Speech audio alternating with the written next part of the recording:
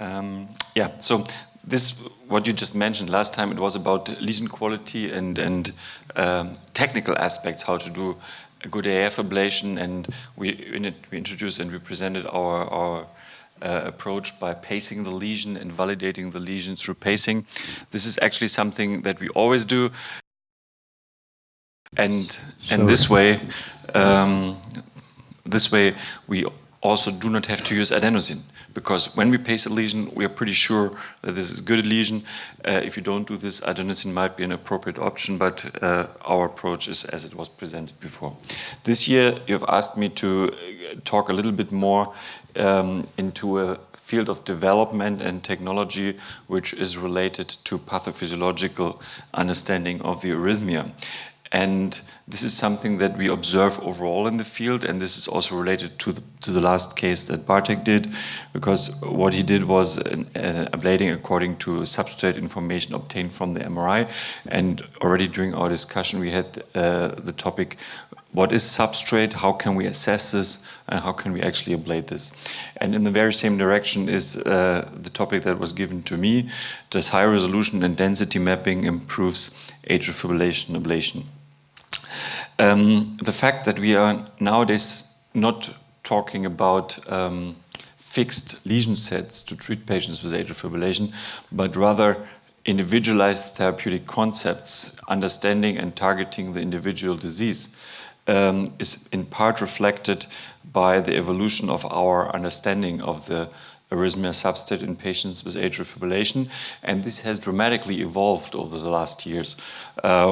We come from times, and Andrzej will probably know this much better than I do, where we considered atrial fibrillation as a diseased cellular electrophysiology, as disease in ion channels and focal sources of the arrhythmia. That has dramatically changed. We now think of larger tissue compounds. We now think about impaired intracellular connections, and even larger about cellular death, inflammation, and connective tissue deposition, to the largest extent that it creates scarring and fibrosis in larger tissue areas in the atrial myocardium, which disrupts the histoarchitecture of the tissue compound, and which creates areas in which the propagation of the electrical activation is abnormal. Areas of abnormal conduction. This is the basis of the arrhythmia as we understand it today. And this is fundamentally different to a pure cellular electrophysiological disease. The conduction abnormalities that develop over the time in the atrial myocardium then represent a beautiful basement for the development of re-entry circuits and re-entry activation, which drives the arrhythmia. And probably every patient has its own and individual disease story, disease history. There is not one process creating these substrates in each and every individual patient. It's rather multifactorial, and patients have different causes for the development of such diseased areas. Just to give you some examples that we know nowadays how these substrates may develop, we have good pathophysiological experimental data showing if you put myocardium under mechanical stress, the intercellular connections redistribute, the gap junctions lateralize, they go away from the mechanical stress, and this creates abnormal conduction. This creates unidirectional conduction block, heterogeneous conduction, and re-entry formation is supported. Or fibrosis. We know that patients with atrial fibrillation have a significant amount of fibrosis in their atrial myocardium. This has been shown, and we have good histological data and patch clamp data that show even if you put like 1 or 2 cells of fibroblasts in between an intact myocardial cellular level, you can delay propagation so significantly that localized re-entry formation is possible. But fibrosis is not the only game. That's also important. There are other mechanisms for abnormal conduction. And what we have learned is that the architecture, the anatomical architecture of the organ in itself supports such disease process and such conduction abnormalities. And this is something that is not so long known. It's the architecture of the epicardial interatrial fiber network. What you see here is Bachmann's bundle connecting from the roof of the right atrium to the roof of the left atrium. In a healthy heart, in a normal heart, the function of this bundle is to transport electrical activation quickly from the sinus node to the left atrium in order to enable a synchronized contraction between the right and the left atrium at the same timing. So it's like a electrical highway in the atrium, which has developed over the evolution. However, this fiber network is largely independent from the endocardial layer. It's like isolated cables.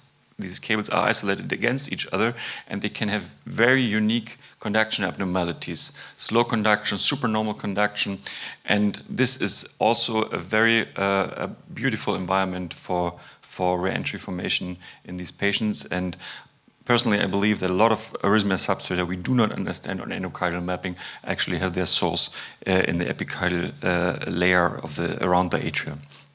So these are examples how conduction abnormalities may evolve. The question is, how can we utilize this for clinical medicine and for treatment of those patients?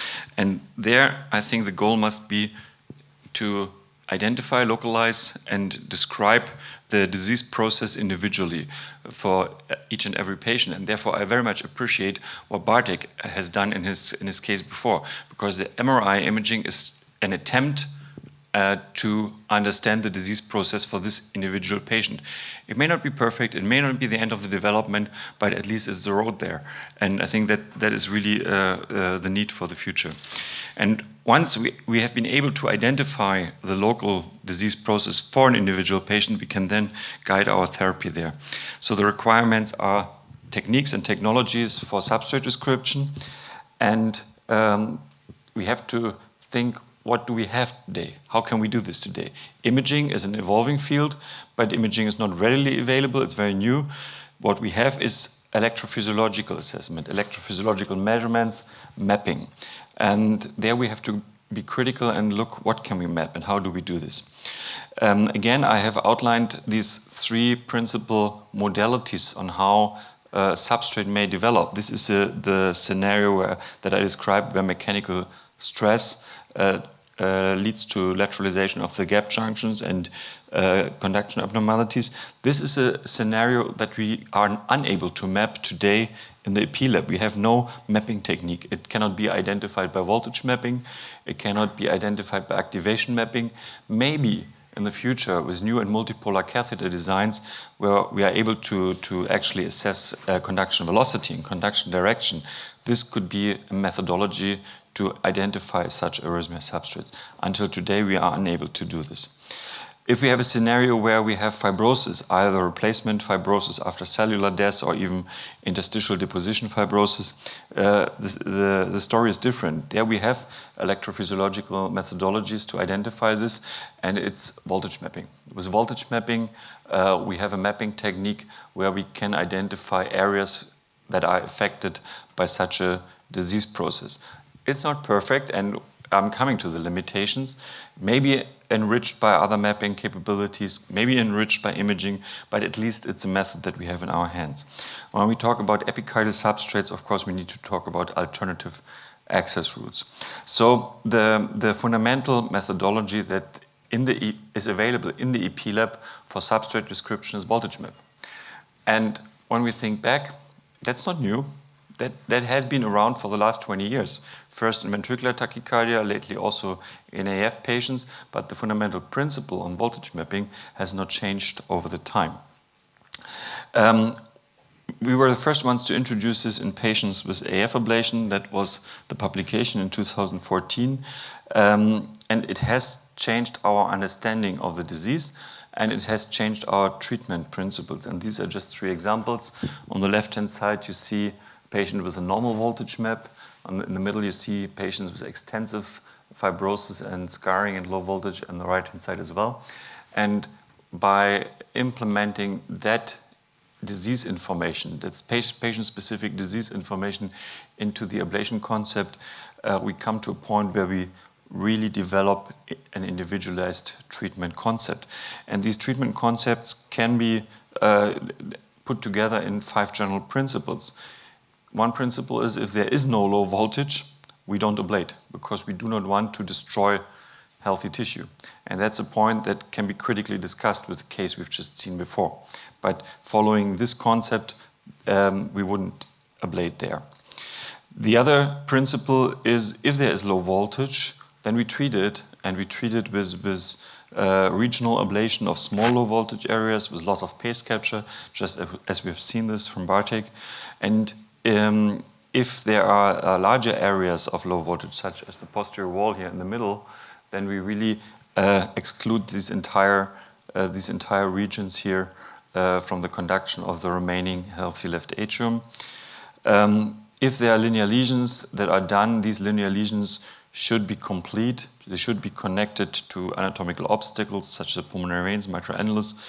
And the relevance of lesion continuity and completeness cannot be stressed enough, and we have just seen this in the case before. The mitral isthmus line was incomplete, the patient developed mitral flutter during the procedure, and when the mitral isthmus line was complete, the mitral flutter terminated. And this is what's happening. That's actually common sense.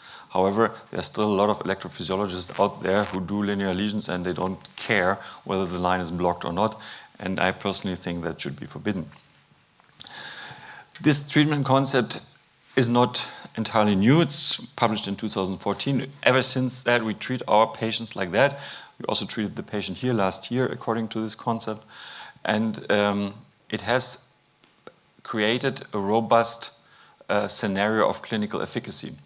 When I talk to my patients nowadays and I explain them what we're going to do, the concept, etc., then they ask me, what is success rate? What can I expect?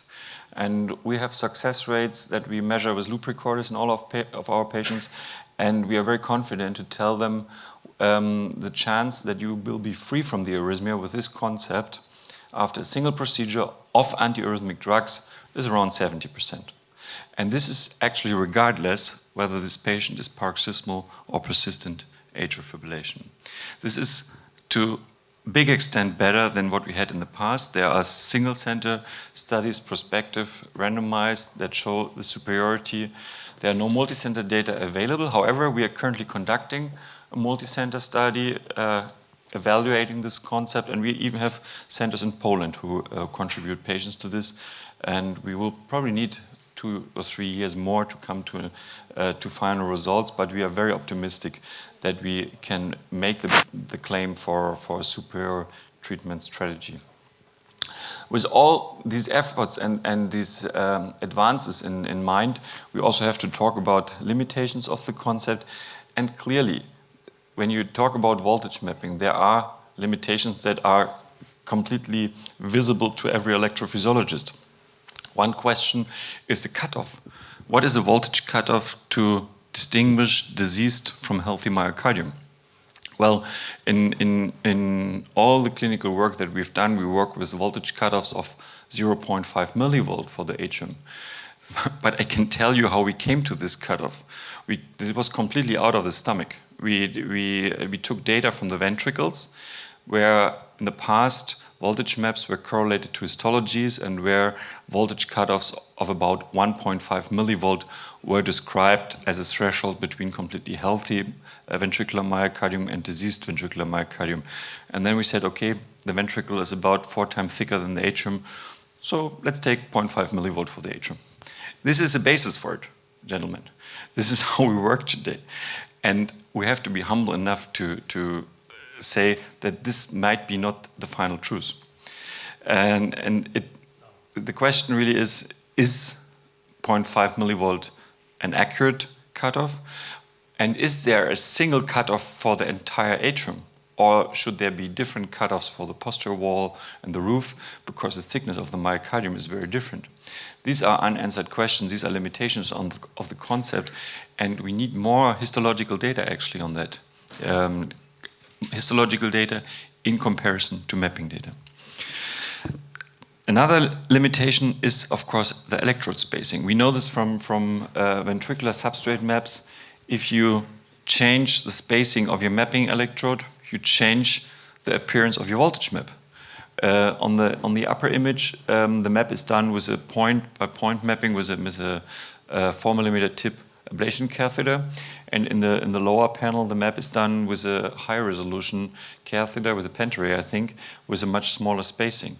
And of course, with a smaller spacing, you suddenly see more signals, and your voltage map changes accordingly. So also the spacing of the electrodes that we use for mapping impact our mapping results, and this is clearly a limitation for a standardized concept. The third limitation, an important one, is also the dependency of voltage mapping according to the directionality of the waveform propagation. You see there 2 examples where the mapping electrode is orientated differently to the propagating electrical wavefront. In one scenario, you get a good signal, you get a good voltage amplitude, and in the other scenario, you don't see anything. So when you interpret a voltage map, it really depends how your catheter is oriented in respect to the direction of the wavefront propagation. It's a clear limitation of voltage maps. But with all these limitations in mind, it is a main tool for substrate mapping in AF today. It works well if we have patients with large substrates. If the disease is really progressed, a lot of scar, then the voltage map cannot be wrong. Then you can play with thresholds, you can turn around the catheters, you will always find the scar.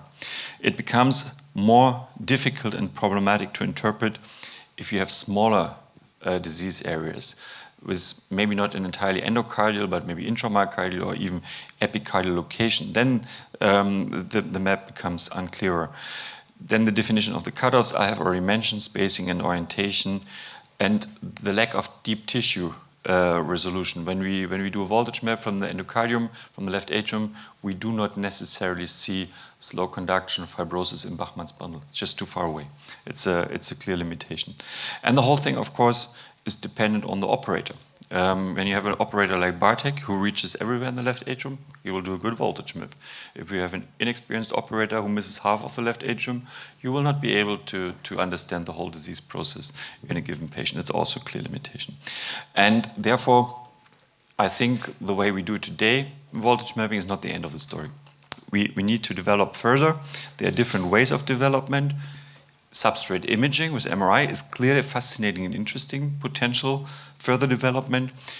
Other further developments relate to technologies of mapping catheters. And during the past years, there has been some progress with the introduction of multi-electrode, multipolar mapping catheters that acquire a lot of mapping points simultaneously with small spacing, high resolution, and the idea is to just increase the precision and the accuracy of your map by increasing the number of mapping points.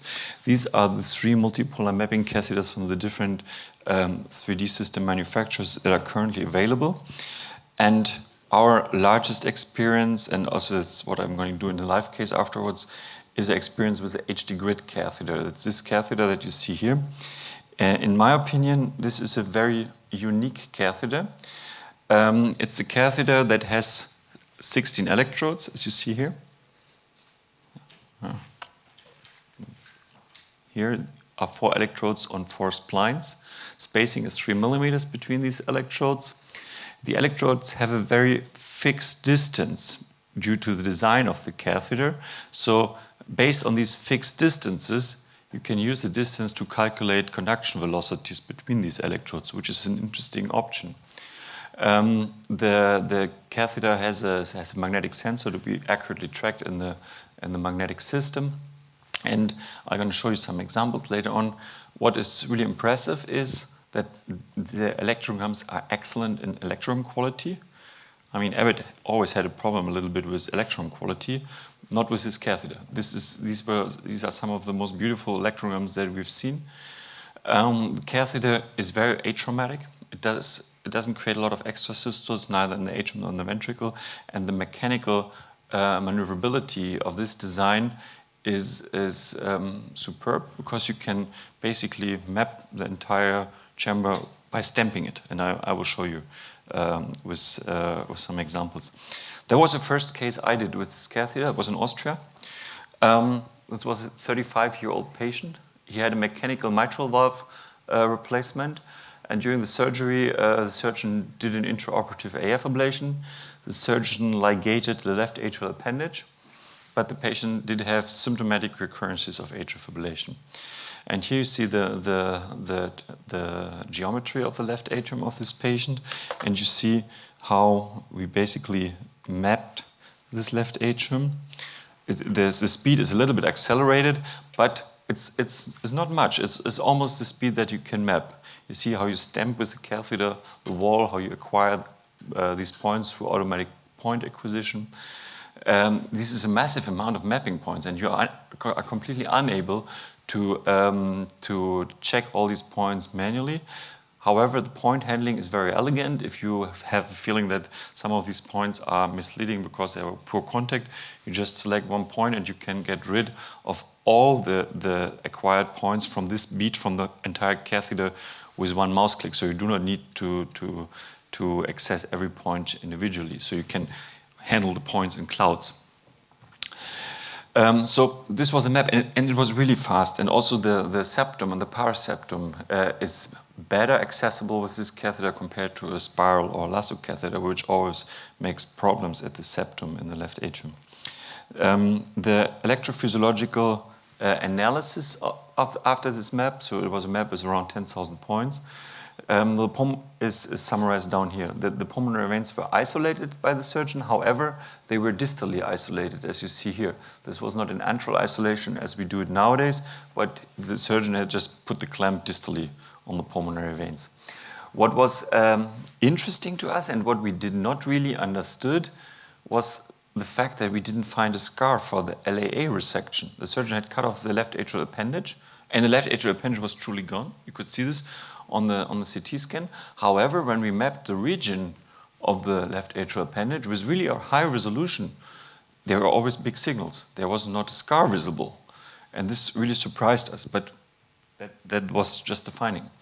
So our strategy in this patient was to make a wide antral isolation of both sides of the pulmonary veins, as we would do it nowadays in the case lab in every patient. And here we completed the wide encircling line around the left-sided vein, and then we remapped the atrium. And that is another interesting feature. You can easily do a high-resolution remap within like 2-3 minutes with this catheter with a significant number of mapping points. And we remapped it to confirm the antral isolation of the veins. And suddenly, the scar of the resected left atrial appendage became visible during the remap, and it was not there before. This was an interesting observation. It means that while we were doing the encircling line here around the antrum of the left side pulmonary veins, we must somehow block myocardial inputs into the regions over the LAA scar, and the scar became visible, came out. And I'm not sure that such a detailed map and description would have been possible with a different mapping catheter other than such a high resolution map. This was something that was an eye-opener, that we didn't expect that. So, meanwhile, I think we have used this catheter in more than 100 of cases. It has become our standard catheter in AF ablation. But of course, there are some questions to answer. One question, of course, is can we use this also to do pulmonary vein isolation, or do we need the HD grid together with the spiral catheter, which is a cost issue for the procedure? And we have also to think about the electrode configurations. We have 16 fixed electrodes. How do we record electrograms from these electrodes, and how do we annotate them? So these are two important points. And here I want to show you how we map pulmonary veins. This was a 66-year-old male patient who came for reablation of paroxysmal AF, and we mapped the left inferior pulmonary vein, and here we put the HD grid at the anterior wall of the left inferior pulmonary vein, here at the posterior wall. And it's nice to see. Here you see the reconnection of the pulmonary vein with the PV potential, so you can use this catheter also to assess the pulmonary veins, and therefore we have abolished any other mapping catheter in these procedures. And you see the electrograms. The electrograms are really nice. One final comment to the electrode configurations. You can, in principle, program this catheter to standard configuration, which means bipolar electrogram along the spline, along each spline. That's the standard configuration. You can have a configuration which is called HD wave. And HD wave means the system always takes the vertical and the horizontal bipolar electrogram. So it takes A1 to A2, A1 to B1, and it compares both electrograms automatically, and it selects the higher amplitude for annotation automatically. So it always takes the horizontal, the vertical one, and takes the higher voltage for annotation in the map. This was designed with the thought in mind that voltage maps are directionality dependent. With this HD wave configuration, you get rid of directionality. In this moment, it's unimportant how the catheter is oriented against the wavefront of electrical propagation, because it will always select the highest voltage. And then there is the all bipolar configuration, and the all bipolar configuration in principle is a mix of these two. It's an HD wave solution, and then it adds up the longitudinal spline, and here the horizontal spline. So this is, to me, kind of an unclear hybrid because it mixes two principles. Most operators that work with this catheter today work with HD wave solution. There are developments ongoing. This is called omnipolar mapping. And in omnipolar mapping, the system measures the electrograms in each square. So from A1 to A2, A2 to B2, B1 to B2, and A1 to B1. And it integrates all 4 electrograms into a single one, which it allocates into the middle of the square. This is called omnipolar mapping. But this is still under development. We don't have this in clinical use yet. We have to be aware that different configurations create differences in the map. And here is an example. The same left atrium. Here on the left-hand side, the mapping was done with HD wave configuration, and here on the right-hand side with standard bipolar configuration. You see the same area of disease and low voltage, however, here it's bigger. And this is a consistent finding which we measured and which can be shown. Here you see our first 20 patients, and you see the areas, the size of low voltage over the entire left atrium with different configurations. Even different spacing, and you see there are significant discrepancies. If you take the blue and the green, this is standard 4 millimeter, and this is HD wave 4 millimeter. It's what you just saw. With HD wave, the low voltage regions are smaller. The interesting question will be, how does it influence our ablation? Does it lead to other ablation sets? Does it lead to less ablation, different ablation targets, or not? This is something we cannot answer right now, and here the same thing comes into play. We have to better understand what these electrograms mean in terms of histology of the underlying tissue. And in that respect, we've just completed a dog study in China. We flew over to China and did some AF, chronic pacing-induced AF dogs, and mapped them with the HD grid, and we are now working up the histologies, and we really want to correlate the electrograms to the underlying tissue in order to have better understanding which is the correct configuration and how should we interpret these signals. So with this, I would like to summarize. I'm deeply convinced that the future of AF treatment leads into substrate understanding in the way that we need to identify conduction abnormalities that develop in patients individually, and we treat them. And if we follow the concept of mapping, the high-density mapping catheters that come into clinical practice nowadays are a valuable tool to overcome some of the limitations that I have described. The HD grid catheter is very good manually, and we will do a case with it in a minute. Electrograms are beautiful, and the tissue characteristics, the electrical tissue characteristics, may be redefined in some aspects with these electrograms. However, in order to do so, we need some better insights into the histology, and we are working on this. Thank you very much.